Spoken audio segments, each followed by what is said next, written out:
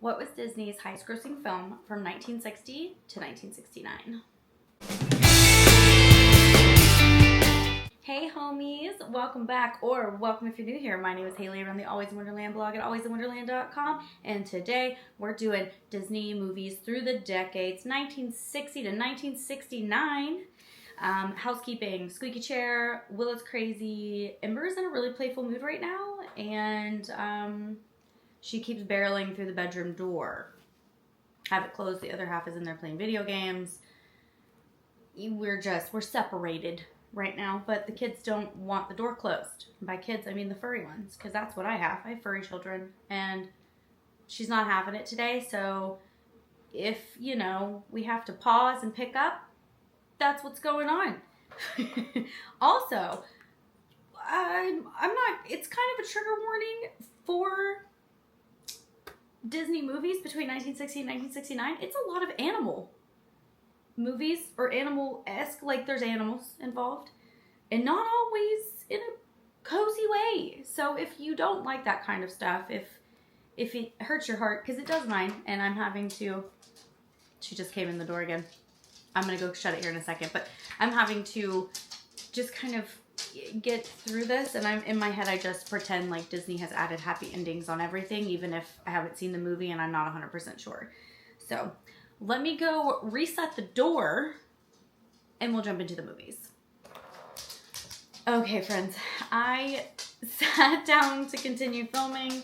She barreled through the door again. So now she's in here with me. So you're going to hear tippy taps, and if my arm is shaking, it's because I'm giving scritchy scratches. So it's going to be fine. We're going to get through this today. All right. I got all my notes, got my phone, I got the whole thing. We're ready to go. So in 1960, Disney released a film called Toby Tyler. I've never heard of this one. Toby, a 12-year-old orphan, believing his aunt and uncle do not want him, runs away and joins a circus. He's exploited by Harry, the concessionaire, helped by Ben, the strong man, and becomes fast friends with Mr. Stubbs, the chimp. When the boy equestrian is hurt, Toby takes his place, becoming a tremendous success when Mr. Stubbs joins the act. He is reunited with his now understanding guardians. It seems like an emotional whirlwind. I've also noticed that the 1960s, there's a lot of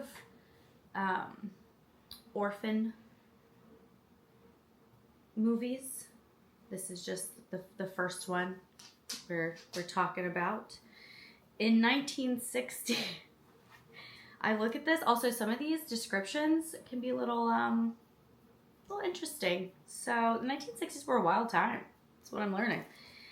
There's a movie called Kidnapped. Yep, just let it sink in for a second. Kidnapped. Young David Balfour attempts to regain his rightful inheritance, the house and the lands of Shaws in Scotland, and in doing so is nearly killed and then kidnapped due to his treacherous uncle Ebenezer. Why does an Ebenezer always have to be a problem? I don't understand. But the doughty Scottish lord, Alan Breck Stewart, takes a hand, and after a shipwrecked, hairbreadth escapes and a chase the links of the Highlands, David, with Alan's help, confronts his uncle and recovers his estate. Seems like a jaunty adventure. I've never seen this, and I didn't know that Disney made movies about being kidnapped, but here we are. And honestly, we could probably think of some others. They were just really blatant with that one. They were like, kidnapped. Good grief. Also in 1960, Pollyanna, and I hope I'm saying that correctly. I didn't think it was Pollyanna, but I'm going to say Pollyanna. Orphaned Pollyanna, coming to live with Aunt Polly Harrington, who sternly runs her small New England town, brings her cheerful philosophy to the grim household and eventually the whole town. With her glad game, she intrigues Mr. Pendergast, an old hermit who shows the kids his glass prisms and eventually decides to adopt orphan Jimmy Bean.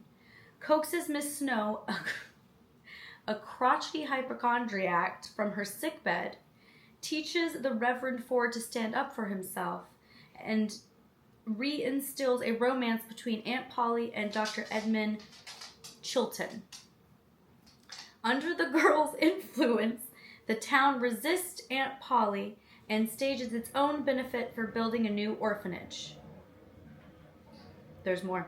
Pollyanna is severely injured and is trying to join the festivities, with the accident giving Aunt Polly a whole new outlook.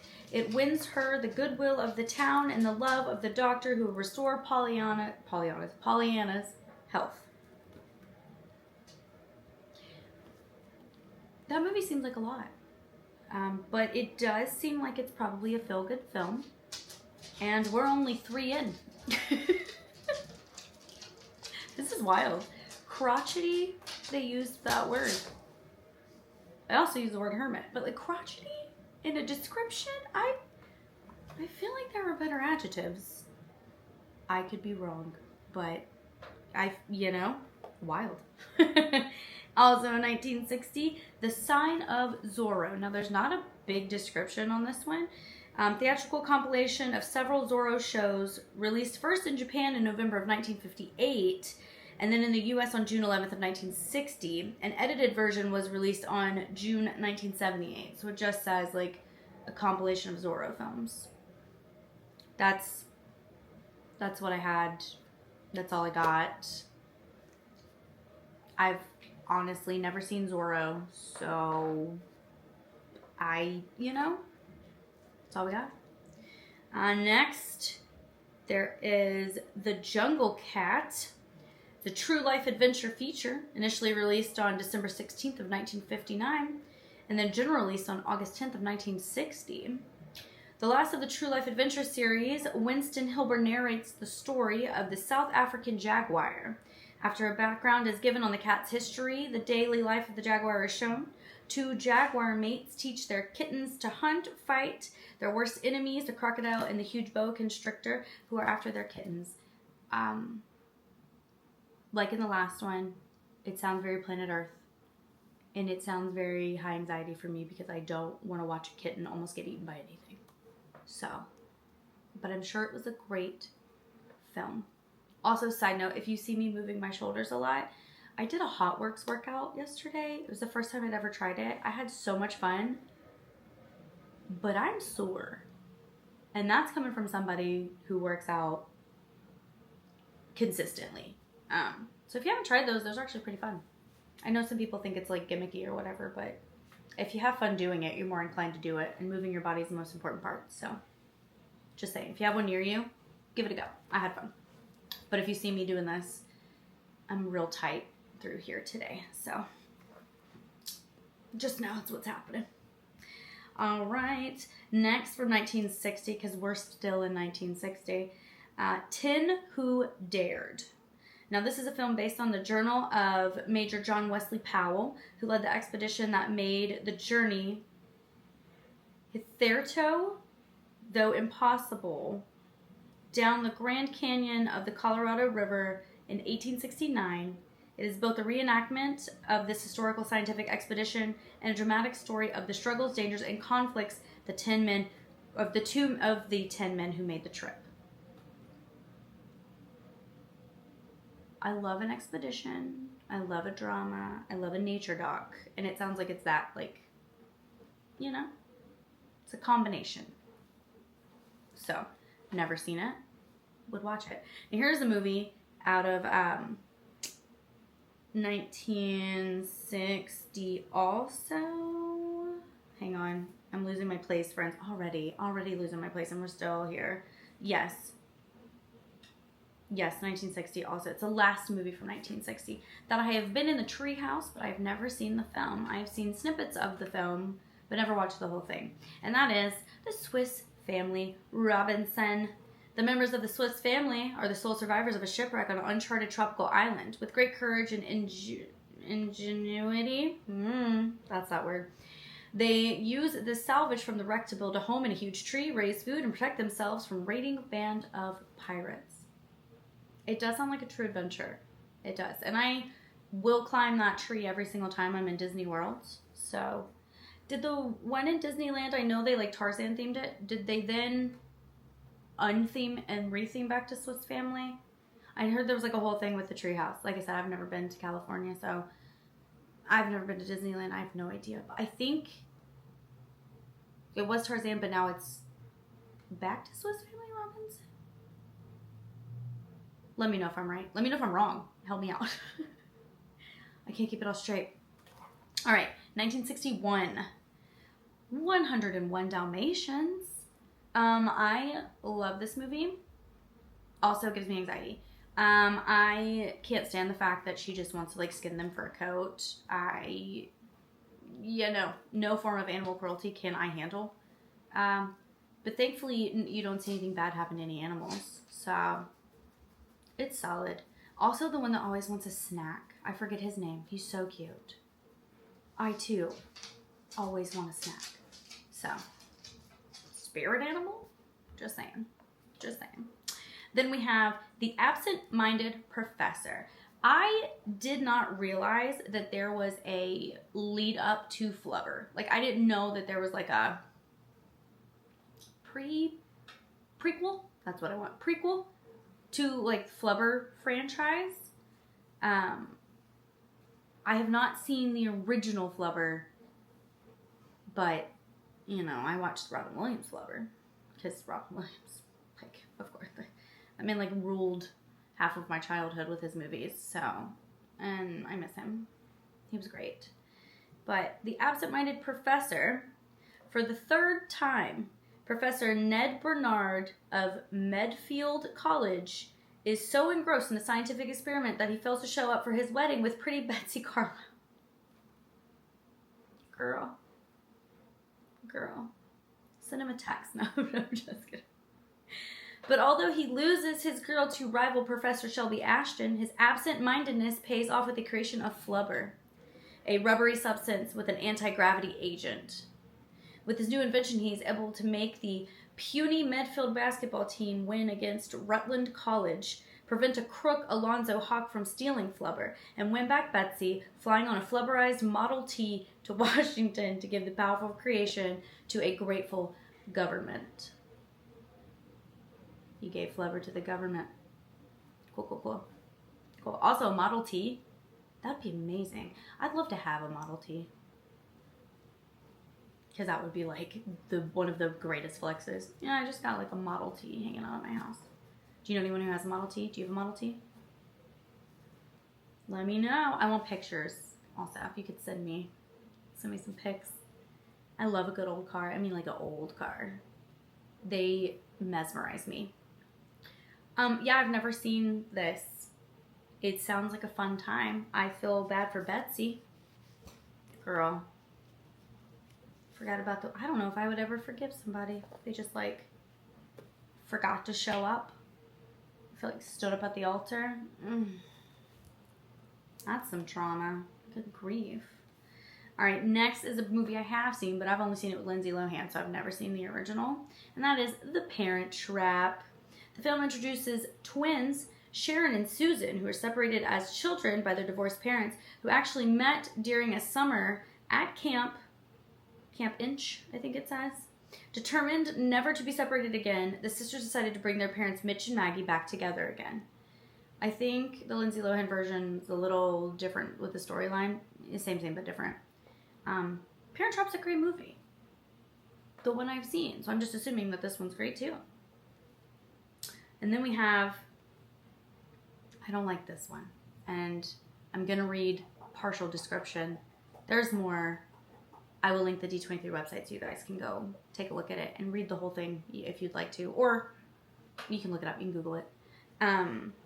It's Nicky, the Wild Dog of the North. Andre Dupas, a French-Canadian hunter, finds a dead mother bear and, deciding to save her cub from sure death by raising it himself, ties the cub, Niwa, to his Malamute pup, Nicky, and continues paddling down the river.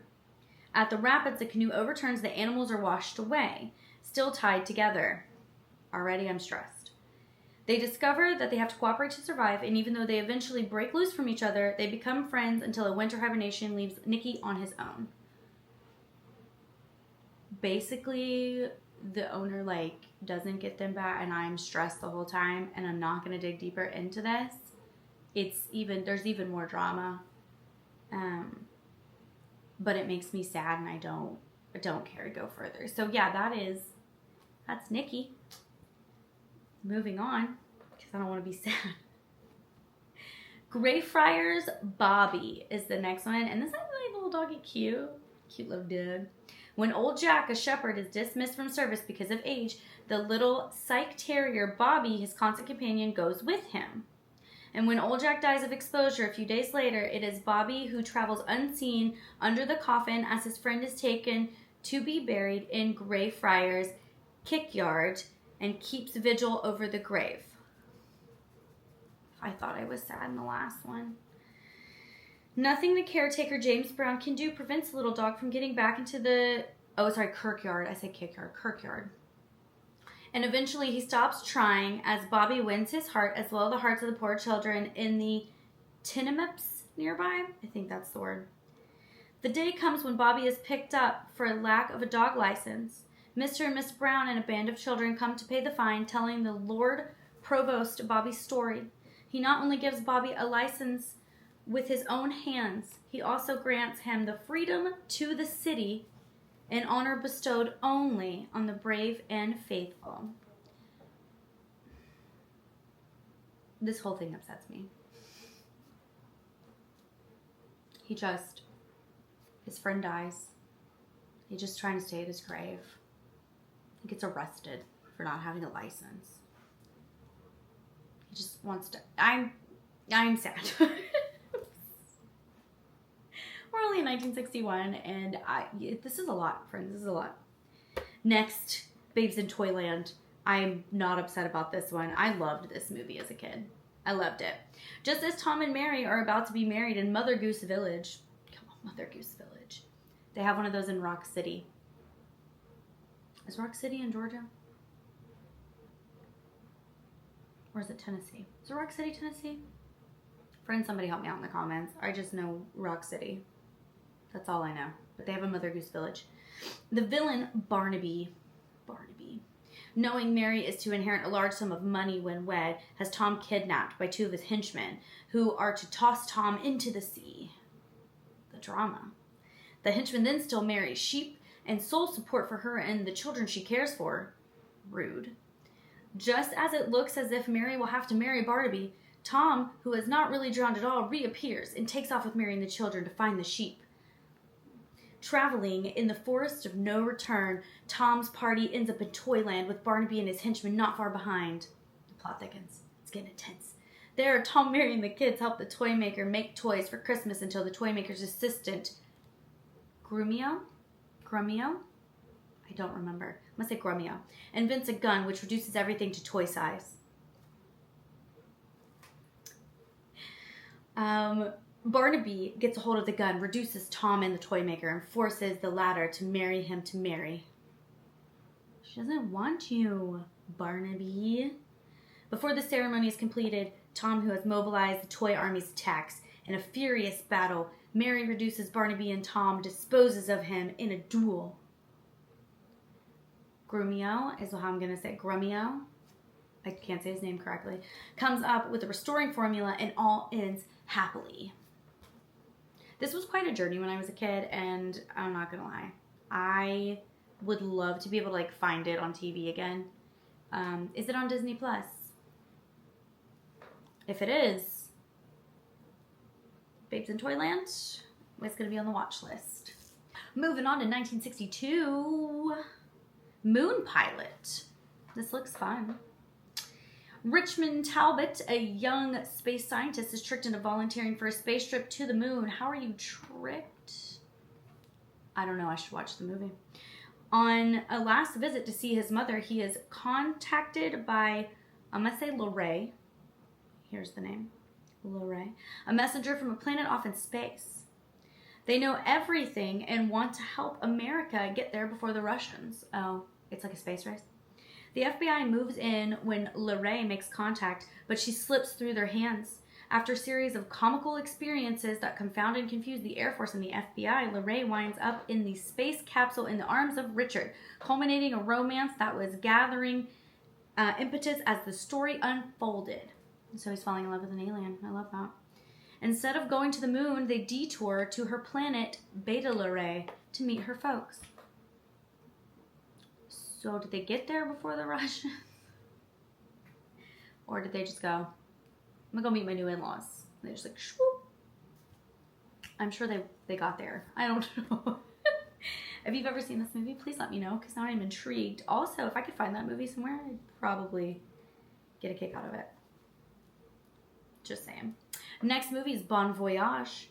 Harry. Harry Willard finally makes good on his promise and takes his bride of 20 years on a long-delayed trip by ship to Europe. Harry. 20 years? It took 20 years, Harry? I have questions. They are accompanied by their 19-year-old son, Elliot, 18-year-old daughter, Amy, and an active 11-year-old son, Skipper. Elliot, Amy, and Skipper. Got real creative with the last one. Alrighty, ready? From the time they arrive at the dock, there follows an unending series of comedy, adventures, and romantic encounters that keep the family constantly involved until, exhausted but happy, they start for home with memories which will benefit them in all the years to come. It's like a romantic comedy. I love that. Not my usual go-to, but it sounds like fun. The next movie is Big Red. Another movie with a dog. A boy's conviction that a handsome red setter can be handled and trained with love rather than harsh discipline, because it's true, brings him into conflict with Mr. Hagen, the owner of the kennel where he works. As an orphan hungering for love, he understands Big Red, who does not respond to Hagen's training methods. The boy's disobedience results in the dog being injured and the boy leaving. A series of misadventures involving the dog and boy and Mr. Hagen brings about many valuable lessons to all. And Mr. Hagen's eventual adoption of the youngster, who will fill a vacuum that existed in the Hagen home since the death of an only son. Who will fill a vacuum that existed. That's a very interesting choice of words. Couldn't it just said void? I wonder if they meant void, and somebody was like, I'm going to be funny, and I'm going to put vacuum. Unless they, I don't know. Interesting. So, Mr. Hagen's mean to dogs. I don't love that. Not mean. He's harsh disciplinary. To me, that's mean. The boy has compassion. Then he ends up being adopted. Everything ends well. Everyone's happy. And I love love. So, sounds good to me. Probably won't watch it. I can't deal people just be yelling at dogs. Let me get a sip. Sorry about the chair. I can't do it. Will not partake, but I'm glad that it basically gave me the peace of mind that everything ends well. All right, next, Almost Angels. The young Tony Fiala is a boy born to sing, and his greatest desire is to be accepted as one of the members of the Vienna Boys Choir. His father, a railroad engineer, wants his son to learn a trade, but his mother knows her son must be given a chance to sing. Go, Mom. Let that boy sing. The mother makes the opportunity possible, and the boy wins his way into the choir. This story of the training, travel, and adventures of the boys within the famous institution is accompanied by the beautiful music of the choir. It probably is, like, musically phenomenal. Tony's admiration for the oldest boy in the choir, Peter Schaefer, is tested when Peter's voice begins to change, and Tony convinces the other members of the choir to cover for him. When Peter is finally found out, he's able to obtain a position as assistant conductor. So, once you get a manly voice, you can't be a part of this choir, is what I'm picking up on. But at least they were going to cover for him. They were like, homie, we got you. Stand in the back. Move your mouth. Don't say anything. No actual volume. That's a homie right there. Next is The Legend of Lobo. I'm telling you, this whole orphan, no parents theme with animals in the 1960s is really kind of bumming me out. But with both parents killed by man, which squeeze my heart, why don't you? Lobo has learned the ways of the hunter and become the most hated and sought after wolf in the West. Humans, get over it. Get over it, humans. I'm upset. By the time he becomes leader of the pack, he has mated and become a father. Oh, little puppies. Man's relentless determination to eliminate The wolves raiding their cattle leads to the capture of Lobo's mate. Let her go. Let her go. Where am I at? Oh, in the end, cleverly. Lobo cleverly leads a raid that frees his loved one and then takes his pack into a land so wild man has not yet invaded it.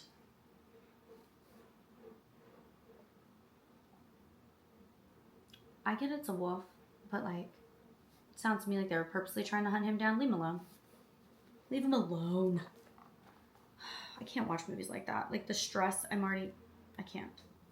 Next movie. This is our last one for 1962. In Search of the Castaways. With good reason to believe that Captain Grant, skipper of the SS Britannia, is still alive, Lord Glenarvan? Glenarvan. That's what I'm going. I'll put it on screen. Glenarvan, owner of the steam navigation company, sets out to rescue him. Aboard his ship are Grant's daughter and son, as well as their companion, a Frenchman named Jacques Paganel. I'm going to put Jacques' name on here. Is it Jacques? Jacques. Guys, I'm losing it. A series of hair-raising incidents as they travel the 37th parallel, including surviving an earthquake, flood, and attack by a giant condor. Could you imagine? Adds up to an exciting adventure. Could you imagine a giant condor? No, thank you. No, thank you. I'm out. I have plans that day. Oh, good grief. 1963. Son of Flubber. Now, in this sequel to The Absent-Minded Professor, the unpredictable Ned Bernard continues his scientific ventures at Medfield College. The professor's use of flubber byproduct, his efforts in controlling the weather with dry rain, and his assistant's discovery of flubber gas results in a series of climatic incidents that add up to an hilarious finale. I would watch this if I could get my hands on it. So if anybody knows where I could do that, or if it's on Disney Plus, please let me know. Because I love the Flubber movies from my generation, but that seems like it would be a good time. So let me know. Next, Miracle of the White Stallions. There's a lot of, is there a lot? No. There's not a lot of horses in this. I was thinking there's a lot of horses. There's a lot of dogs and like wild animals, I feel. This is the true story of how Colonel Alois Podolsky, I hope I'm saying that correctly, director of Vienna's world-famous Spanish riding school, saves the school and its beautiful Lipizan white horses during World War II. When the bombs start falling on Vienna near the end of the war, Podolsky secretly defies the Nazis and smuggles the marvelous performing white stallions into rural St. Martin. Meanwhile, the Lipizan, I'm really struggling with these words today, mares on which the future of the breed depends are in Czechoslovakia in the path of the advancing Russians who are slaughtering all livestock coming into their hands. I could have lived my entire life without hearing that sentence. Under the direct order of General Patton and expert horsemen, the mares are rescued, reunited with the stallions, and both the Lipizans and the Spanish riding school are saved for posterity. I don't care to, nope. I'm good. That one sentence ruined me. Moving on. Savage Sam. This first sentence already has me knowing that I probably don't want to watch this one either. So, here we go. In the sequel to Old Yeller, Travis, now 18, and Arliss, 12, are alone in the homestead while their parents are away. Bud Searcy arrives with Lisbeth, his 16-year-old daughter, to announce the presence of marauding. I'm going to say marauding. I'll put it up here. I hope I'm correct. Indians in the vicinity, while Arliss and his beloved dog, Savage Sam, a son of a famous hound dog, Old Yeller, out hunting. Travis and Elizabeth locate him just as the Indians appear. The kids are taken prisoner and the Indians take off with their horses on the trek back to the distant village. Savage Sam, who has been knocked on the head by one of the braves and left for dead, now comes to life. It is he who leads Beck Coates, the boy's uncle, and the party of men on the trail of the Indians. After a wild chase of several days' duration, Savage Sam leads the rescue party to the campground of the warriors and after a furious battle, Arliss, Travis, and Elizabeth are rescued. No. I will not be partaking in that. If I thought Old Yeller was too much, this is too much. But let me know if you've seen it. I'm just too soft-hearted for stuff like that. Like, I can't watch that. All right, Summer Magic. Based on the novel Mother Carries Chickens by Kate Douglas Wiggin. That sounds like one. Which has become an American classic. The film tells the story of how the recently widowed Margaret Carey and her brood of 3 lively children, Nancy, Peter, and Gilly, you guys, I love that, left almost penniless after her late husband's investments proved worthless. Isn't that everyone's like biggest fear? That like you're trying so hard, but it's just not. Oh God, that sucks. Leave their lovely Boston home to make a new life in a quaint rural town in Maine. Osh Popham, the local postmaster, sets them up in an empty home owned by the mysterious Mr. Hamilton, who turns up only to fall in love with Nancy. I love a romance.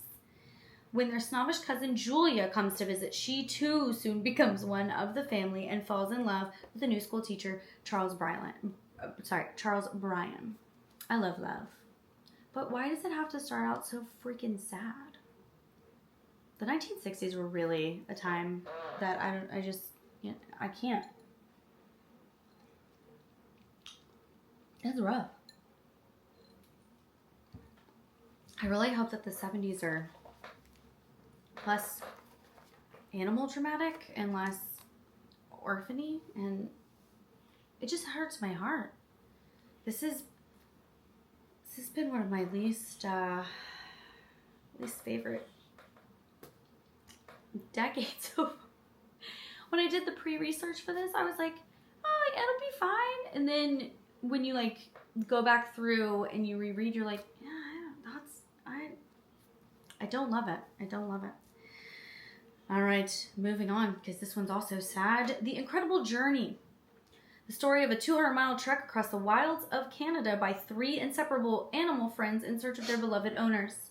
A family who's gone to Europe, leaving the animals with a friend. After hardship, danger, and a near-fatal accidents, together with some moving encounters with friendly humans, the 2 dogs, Bodger and Luith, and the cat, I'm going to say Tayo, complete their incredible journey and have the joyful unions with their owners, who have returned from their own journey and who have come to believe their beloved pets are dead. So, you shouldn't have trusted that friend. I don't know. I haven't seen the movie and I cannot deal with the stress of watching it. But it just seems like maybe you should have trusted that person with your pets. Maybe I'm wrong. Maybe it's not the person's fault. I don't know. But I'm glad that they got their pets back and everyone was fine. I'm looking at the picture of these like cute little animals, which, aren't they adorable? Oh, I just can't imagine. No, I don't want to. Moving on. The Sword and the Stone. Okay, listen. I've seen this one. A lot of these I have not seen. I've seen this one. It's been a long time. An animated feature set in the medieval era at the time of the English king who dies, leaving no heir. We get to the point where Merlin, the magician, begins to teach 11-year-old Arthur, who is called Wart, and who lives in the castle of Sir Ector, where he is an apprentice squire to burly, oafish Sir Kay, when he is not washing mounds of pots and pans in the scullery. By being changed by Merlin into various animals, Wart, I hate that I call him Wart, Learns the basic truths of life, but he also runs into the evil Madam Mim. Isn't she cuckoo for Cocoa Puffs? She is one of my favorites. We do like the Disney villains, especially when we watch the POVs from the parties and stuff in the park, because then you see her and you're like, oh, she's crazy. She's crazy. Madam Mim is a trip. Also, she's freaking terrifying. Truly, most people are not terrified by it. You should be. You should be. He finally, seeing the sword in the stone more innocently and easily, pulls it out. The king is marveled.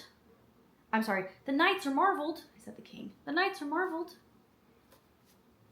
It's a cute movie. I do like this one. I need to shift, so I'm sorry about the chair noises, you guys. I do like Sword in the Stone. I think it's a feel-good movie. It's pretty cute. I love a cartoon, and Madam Mim is terrifying, so what I said. The 3 Lives of, I'm going to say Thomasina. It's about a cat, okay? And honestly, it's kind of a strange one. Hear me out. Thomasina, a big 4-year-old ginger cat, comes to live with a widowed veterinary surgeon, Andrew, and his 5-year-old daughter, Mary, in a little village in Scotland.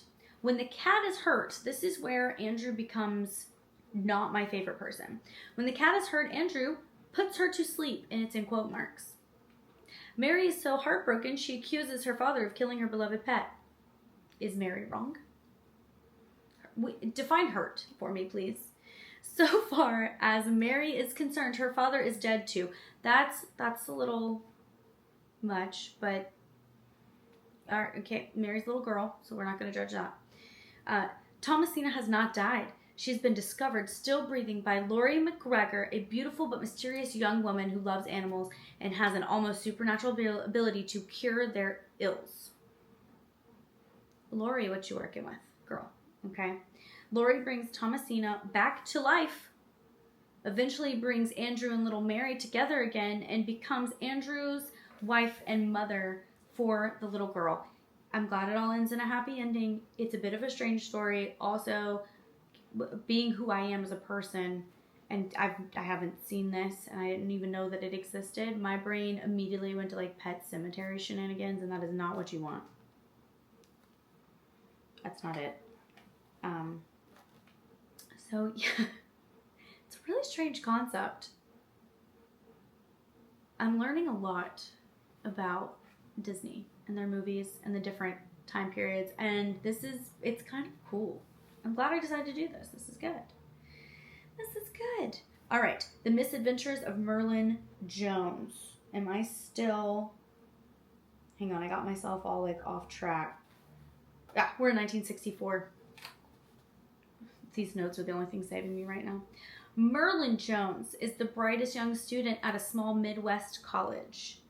Possessing a extremely high IQ, which I don't have, he is head and shoulders above his fellow classmates, particularly in the field of scientific endeavor. Although admonished by his professor to proceed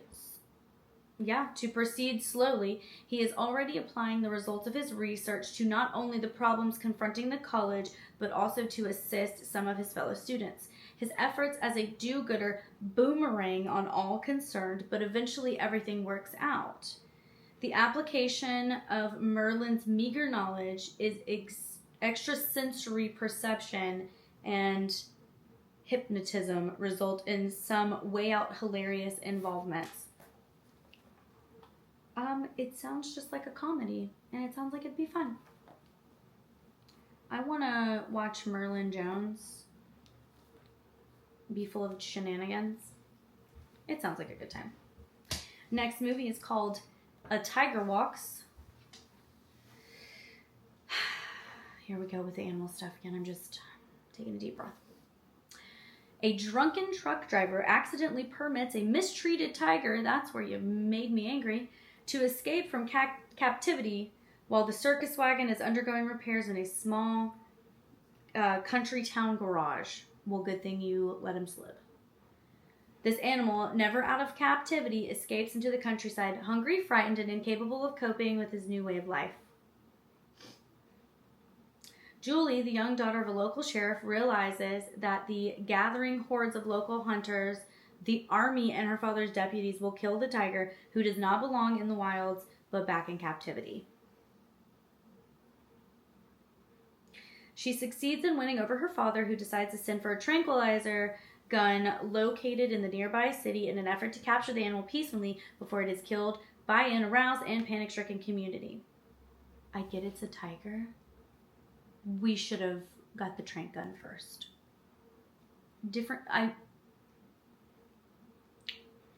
In the end, the animal is spared and returned to the only life it knows at the local zoo. This whole movie makes me angry from stem to stern. So it gets out of captivity. It's almost killed by people and then goes back into captivity with mean people. What? There's no happy ending in that. And I am angry about it. Moving on. The Moon Spinners.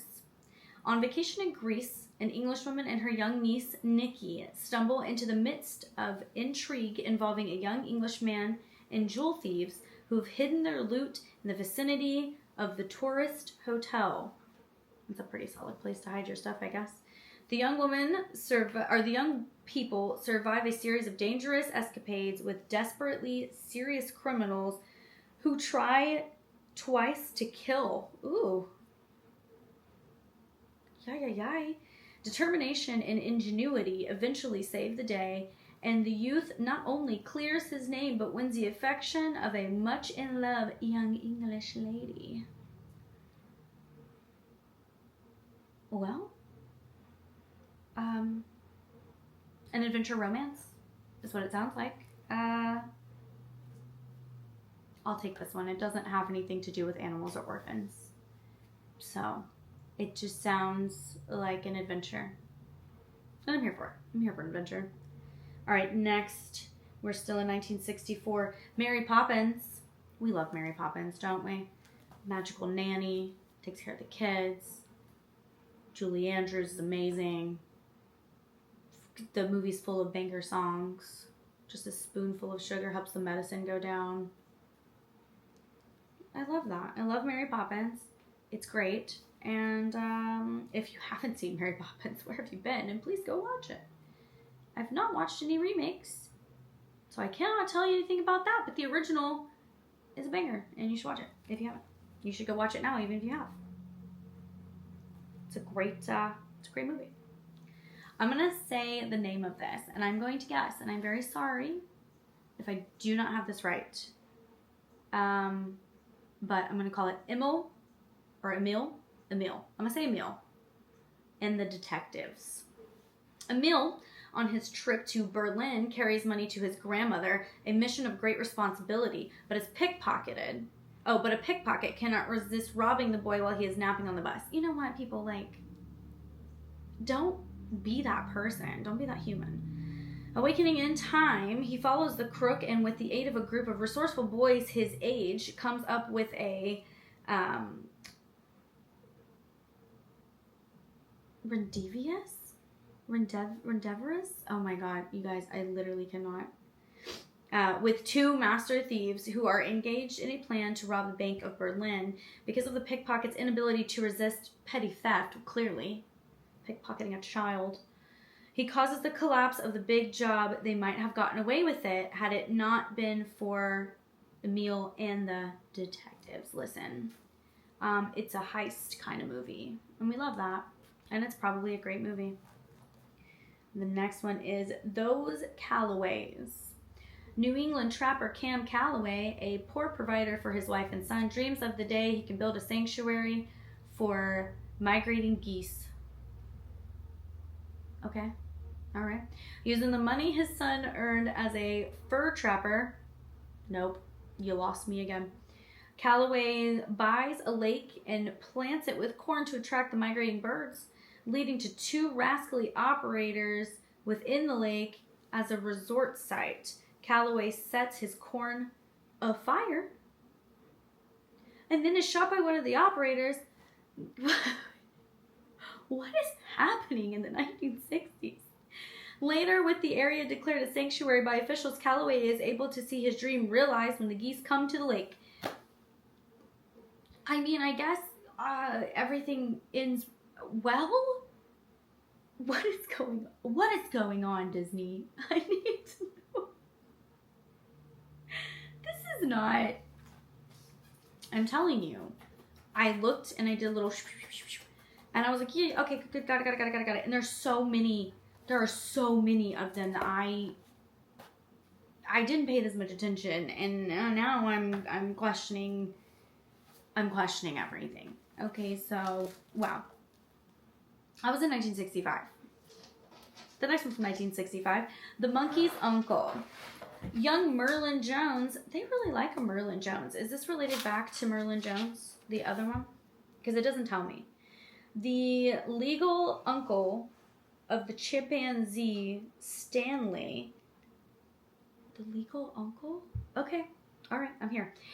Devises a sleep learning machine to sharpen his nephew, the chimp, sharpen his intellect. When Midvale College footballers Norm and Leon are in danger of being scrubbed from the team due to poor grades, Merlin produces his sleep learning machine, and the two muscle-bound students soon stun all on campus by walking off with straight A's. That's pretty impressive, actually. After drinking a strength potion and using it to prove man-powered flight in his bicycle-driven contraption in order to gain an endowment for the school from slightly mad Darius Green, Merlin settles down knowing that football is forever secure at Midvale. Is this the same Merlin Jones from before? Is this the same guy? Because he came back. Now he's got a monkey, and he's making people smart with the machine. Can I borrow the machine? Asking for a friend. No big deal. The last movie from 1965 is called That Darn Cat. A Siamese cat named DC, because of course he is, stumbles upon the hideout where two bank robbers are keeping a woman bank teller prisoner. When the woman manages to slip her wristwatch around his neck, DC saunters from the hideout to the Randall family with whom he lives. When the 19-year-old Patty Randall recognizes the wristwatch, why is that so hard to say? As belonging to the woman teller, the FBI is called in to watch DC's every move. The young FBI agent working the case follows DC despite his allergic reaction to the animal. So they added a little bit of comedy in there. And in due time, the bank robbers are collared and their prisoners set free. I hope it's a comedy. Also, how long did they have her captive? How long did it take you to follow this cat? Was it days, or was this all in one day? How long were they planning on holding her prisoner? And how come no one noticed? Hopefully it's in one day. Hopefully it's an overnight, because that would make sense. But otherwise, I don't know what's happening. I have no idea. All right, let's move to 1966. I hate the name of this. It's called The Ugly Dachshund. When a Great Dane puppy is put into a litter of Dachshunds, the puppy grows up thinking he's a Dachshund too, therefore causing no end of humorous complications. Now Willa has opened the door. In the lives of Mark Garrison, a magazine illustrator, and his lovely wife Fran. The Great Dane finally proves his worth, which he didn't have to because he's probably an adorable freaking doggo.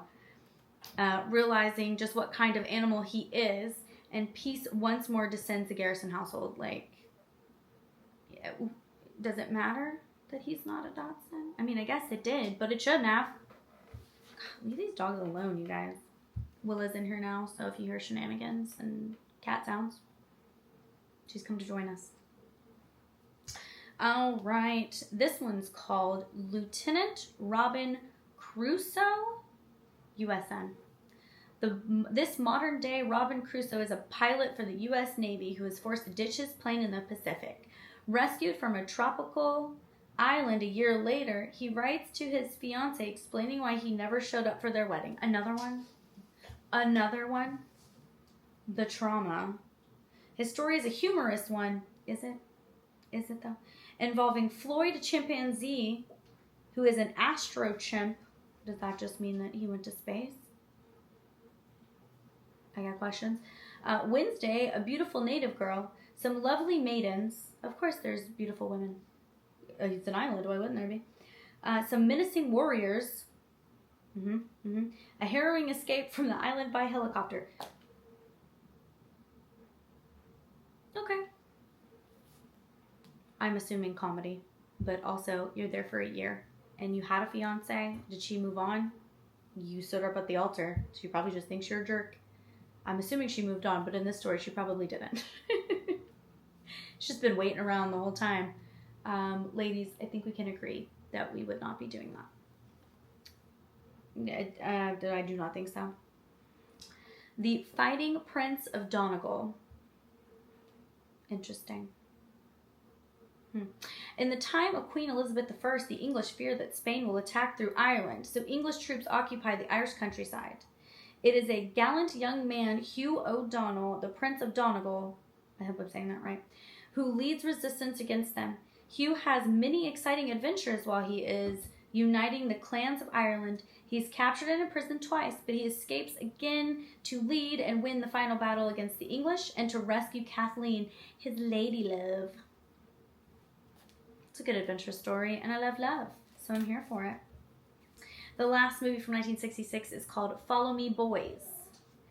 And it is dissatisfied with his life as a saxophonist in a traveling jazz band, which sounds like a lot of fun. Lemuel Siddons? I don't know. I will put that name up here. Impressively settles down in a small Illinois town of Hickory, population 4,951. Not realizing that he will remain there for the rest of his days, the heartwarming and humorous story tells how Lim becomes the local scoutmaster and how he courts and marries the lovely Vida. It just sounds like a story of a new life for someone. But honestly, a traveling jazz band saxophonist, that sounds like a lot of fun too. In 1967, Monkeys Go Home. Interesting title. A young American, Hank Dussard, inherits a large olive farm in Provence, France. Ooh, that sounds good.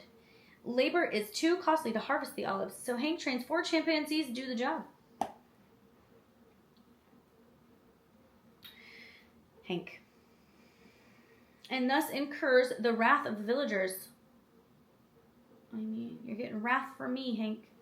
Eventually, the American foils a local labor leader, wins the girl he loves, and the olives are harvested. Does that mean you left the monkeys alone, Hank? Sir, did you leave the monkeys alone? Good grief. Next, The Adventures of Bullwhip Griffin. Bullwhip. Anyone else reminded of Stewie Griffin? Cool whip. Sorry for that. At the time of the California Gold Rush, a young boy from Boston runs away to California to try and restore his family's fortune. Persuaded by the very proper family butler, the butler Griffin, as a result of a lucky punch, becomes mistakenly renowned as a boxer. Knock him out. In a series of adventures, both boy and butler tangle with a crook who uses many disguises. But they find their fortune, and the staid butler becomes his own man and marries the boy's attractive older sister. That is a little creepy, but I do love love. So as long as everyone's cool with it, great. Next is The Happiest Millionaire.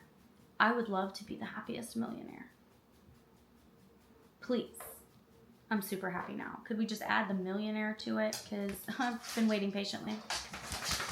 In Words and Music, this is the story of the happiest millionaire. Nonconformist Anthony J. Drexel Biddle and his unusual Philadelphia family, seen through the eyes of their new to the U.S. Irish butler. The year is 1916, and in the busy household of Rittenhouse Square, each of the family members has hopes and dreams. For Mr. Biddle, it is strengthening the Biddle Bible class, campaigning for military preparedness, and caring for his prized alligators. You guys, it just sounds like a crazy story of what happens when you have a lot of money and you can buy alligators. Sounds like fun. Let me see. Are we still in the... I think we are. Yes, okay. Let's keep going. Let's keep going. The Gnome Mobile. In the Redwood Forest of California, a multimillionaire... You speaking my language? No, I'm just kidding. Lumberman and his 2 young grandchildren encounter 2 gnomes, Old Nobby and Young Jasper. Supposedly, they're the last of their kind. But everyone sets off on a trip in the Gnome Mobile, an old Rolls Royce. Of course it is. The gnomes get a freaking Rolls Royce. To find the rest of the gnomes. After a series of adventures and mishaps, they do, and the lumberman deeds the forest to the gnomes for eternity. That sounds wonderful. I want to watch that. Thank you, 1960s, for giving me a reprieve. A reprieve of really sad things. That sounds like a lovely story. Next is The Jungle Book. Baloo just, you know, laying in a river, being a... What's the word I want? Lazy old bear. Shere Khan trying to eat this kid. You know, it's a crazy story. But in the end, you know, he has to leave the jungle and go be with the humans. Because he is one. But they did a great job of raising him in the meantime. So, if you haven't seen The Jungle Book, please go watch that movie. It's great. And it's got a banging soundtrack. And Baloo's one of my favorites to this day. Also, the snake. Creepy. I forget his name. Don't at me. Alright, next. Charlie the Lonesome Cougar. Why does he have to be lonesome? In the Cascade Range of the Pacific Northwest, a tiny orphaned cougar kitten, hate this already, is found and adopted by a young forester. Okay. Alright. He names the cougar Charlie, and as Charlie grows up, he has many humorous and hair-raising adventures in the logging community. Finally, for his protection, Charlie is given his freedom in a wildlife sanctuary. Okay. Fine. It's not as bad as I thought. It's okay. It's fine. Charlie is fine. Charlie is well taken care of. And then he gets to be in a sanctuary where he gets to live out his days. Willa, can you please stop chasing your sister around the bedroom? Thank you.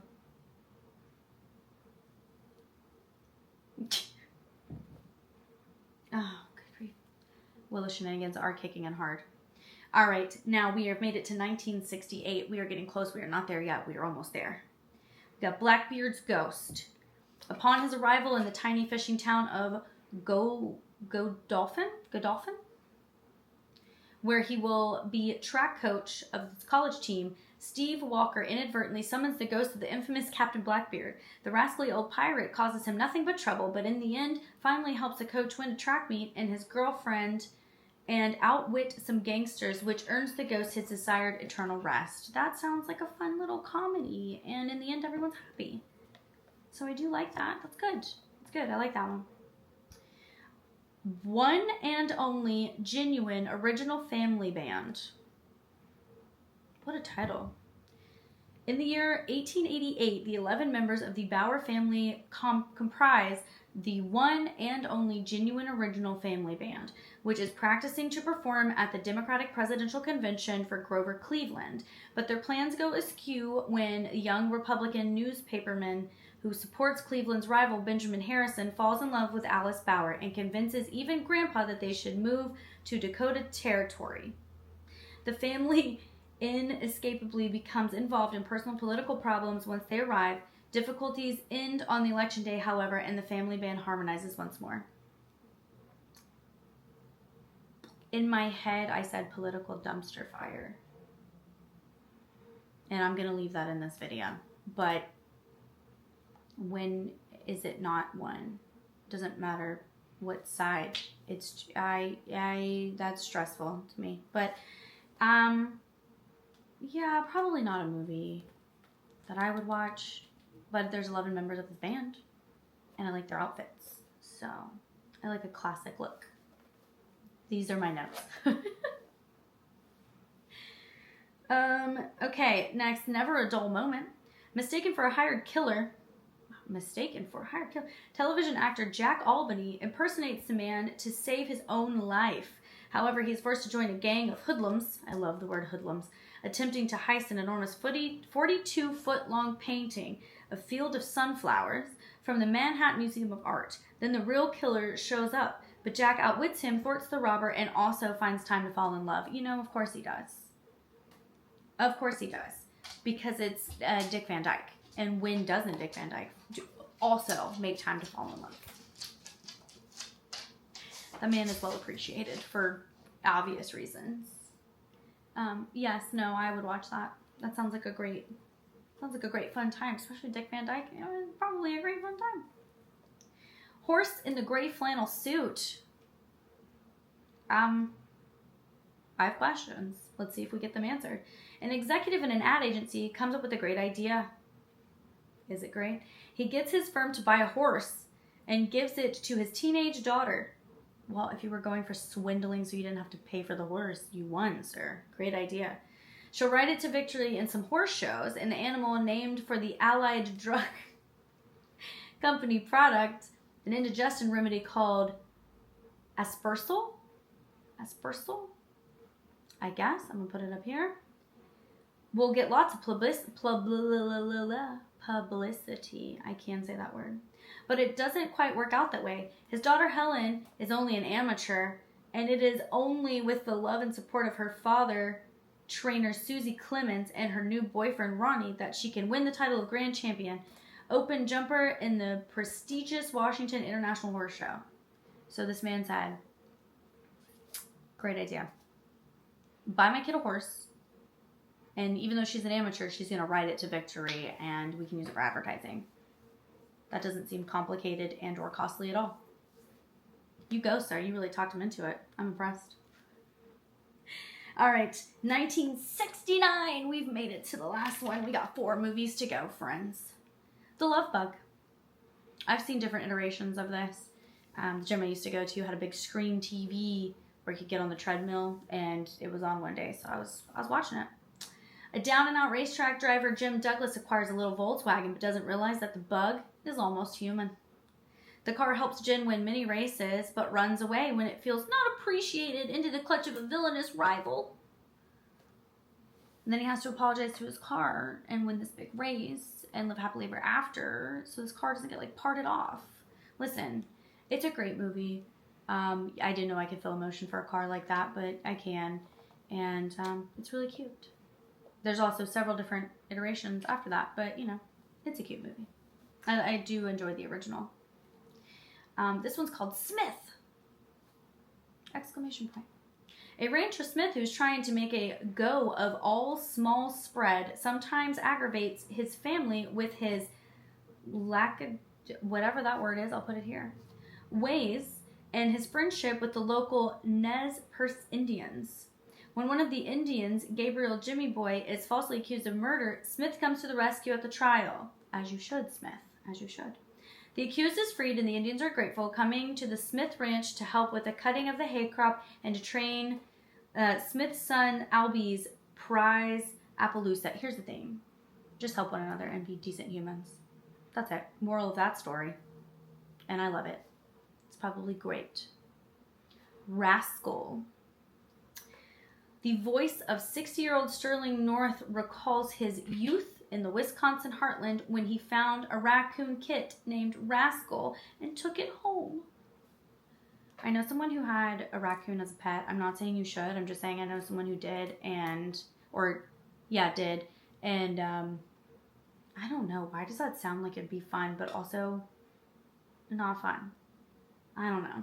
During a summer in central Wisconsin, the boy and the raccoon have many adventures, and Rascal even helps a friend, a horse, to win a race against Stanley Steamer. But eventually, young Sterling lets Rascal seek his natural freedom. Happy. They get to spend time together, and then he just puts him back where he needs to be and lets him thrive. I'm all for it. And we have made it to the last movie. The last movie, which has a very interesting title. The Computer Wore Tennis Shoes. Dexter Riley, a science student, accidentally acquires all of the knowledge stored up in a used computer recently obtained from Medfield College when he tries to replace a fuse. The information includes data about a bookie ring and Dexter's life is threatened, but he saves the day by capturing the crooks and winning the cash contest on television for dear old Medfield. So basically, he gets zapped and has a bunch of knowledge, and now he's a brainiac with everything that was in that computer. It's a cool sci-fi movie, you know? I feel like everyone's always looking for, what is the word I want? I was thinking Fountain of Youth, but Fountain of Smartness, which I've never drank from, clearly. So we have made it to the end. My squeaky chair is really at it today. I'm sorry for all of the times that it squeaked, but we now get to discuss what was the film that was the highest ranking film out of the 1960s. My favorite would be between 101 Dalmatians and Mary Poppins. Mary Poppins doesn't give me as much stress, so we're going to go with Mary Poppins as my favorite. But the film that grossed the most in the 1960s is The Love Bug, which is kind of mind-blowing to me because Mary Poppins was such a big movie. But The Love Bug it is. All right, friends, I have squeaked the chair. I have talked for over an hour. I have come up with the best words I can, and I don't have any left in me. So, like and subscribe, follow for more. Comment down below if you have a favorite movie from this decade, or if this decade also kind of bummed you out a little bit, because it bummed me out quite a few times. There was moments of like sunshine and happiness, but this one was kind of a rough one, and I didn't really love this. So let me know how you feel, and I will see you guys in the next one. Thanks for hanging out. Have a great day.